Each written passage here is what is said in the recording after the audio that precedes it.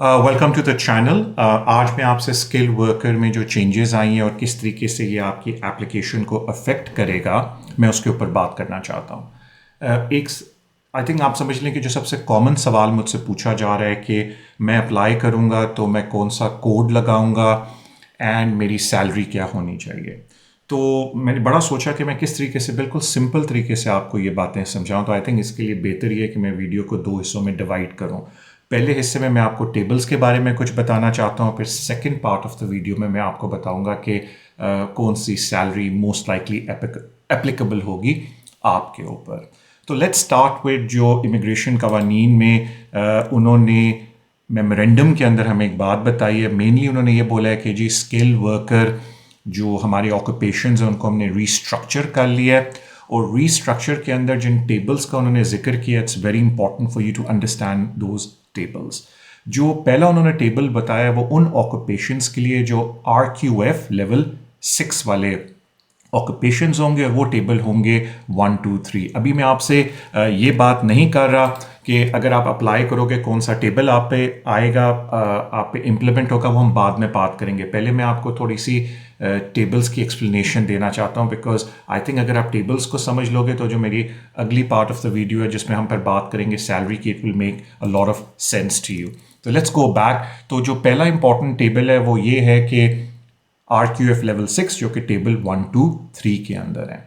उसके बाद जो अगला इंपॉर्टेंट टेबल्स हैं, इन अदर वर्ड्स, वो हैं table 1A 2AA and 3A। और ये वो वाले टेबल्स हैं जिनमें RQF लेवल 3 to 5 की जॉब्स लिखी हुई होंगी। सो मैं रिपीट करता हूं, इन समरी दो टेबल जिनका हमने अभी तक जिक्र किया है। पहला टेबल है, आप समझ लो 1 2 3, जिसमें RQF 6 की जॉब्स होंगी, और फिर जो हमारा सेकंड टेबल है देखने वाला वो है 1A 2AA एंड 3A। और ये वो वाला टेबल है जिसमें RQF 3 to 5 वाली जॉब्स होंगी, लेवल की हम बात कर रहे हैं।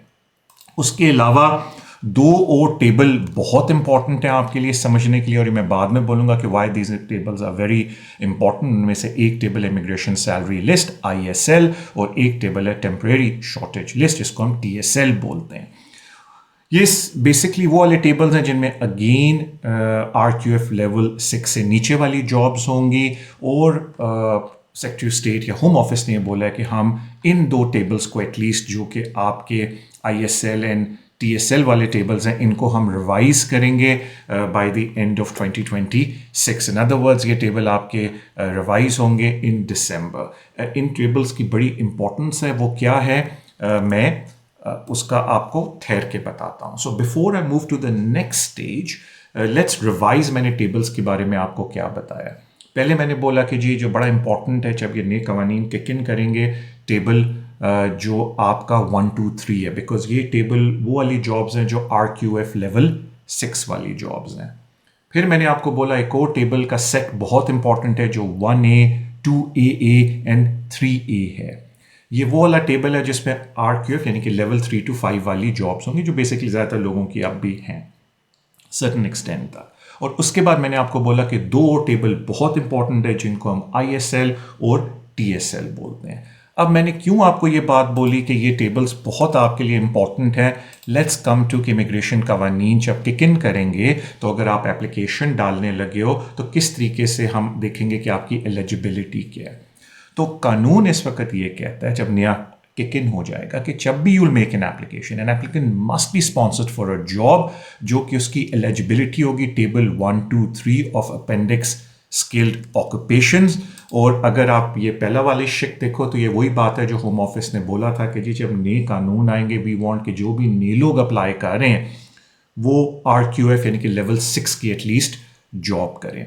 तो अगर आप देखो कि जो पहली उसमें कंडीशन है वो यही है कि अगर आप नई एप्लीकेशन डालने लगे हो, you must be either employed कोई ऐसी जॉब के अंदर जो टेबल 1 2 3 के अंदर है, और कोई ऐसी जॉब जो कि ISL लिस्ट के अंदर है या TSL लिस्ट के अंदर है। और ऑफ कोर्स TSL लिस्ट के अंदर उन्होंने एक कंडीशन लगाई है 6.1A, वो हम बाद में देखेंगे।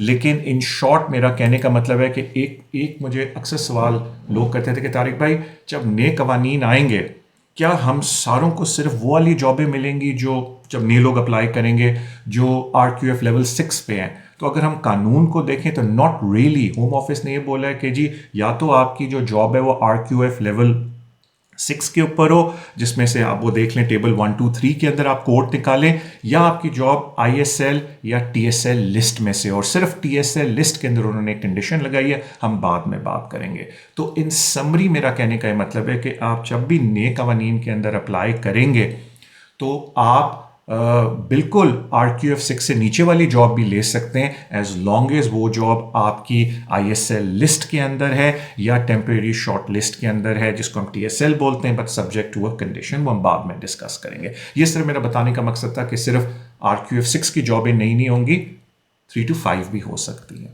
फिर let's go back, very important कि आगे उन्होंने क्या बोला है। उन्होंने फिर जिक्र किया है और का मतलब है कि अगर आप इन कंडीशंस को मीट नहीं कर रहे जो ऊपर वाली मैंने जिक्र किया है, तो फिर उन्होंने कहा है कि आपकी job table 1A 2AA and 3A में होनी चाहिए, और उसमें उन्होंने सर्टन कंडीशंस लगाई है। कंडीशंस में ये जो ऑप्शंस F to J, ये मैं बाद में इसका एक और वीडियो में जिक्र करूंगा, बिकॉज देखिए मैं आपको एक बार फ्रेंकली बताता हूँ, मैं ज़्यादा इसको कॉम्प्लिकेटेड नहीं बनाना चाहता, बिकॉज आई थिंक उन्होंने काफ़ी कॉम्प्लिकेटेड रूल्स को अभी लिखा है, और आई थिंक जब ये लिखे हुए आएंगे, क्योंकि अभी मुझे करना पड़ा था कि मुझे सब्स्टिट्यूट करना पड़ा था कौन सा पैराग्राफ कहाँ आ रहा है, लेकिन जब ये लिखा हुआ आएगा, जब रूल्स इम्प्लीमेंट होने शुरू हो जाएंगे देन 22 जुलाई के बाद, तो फिर I'll be much easier to read, और उस पर हम बात भी कर लेंगे। तो मैं आपको कंफ्यूज नहीं करना चाहता ऑप्शन FJ क्या है इस वीडियो के अंदर।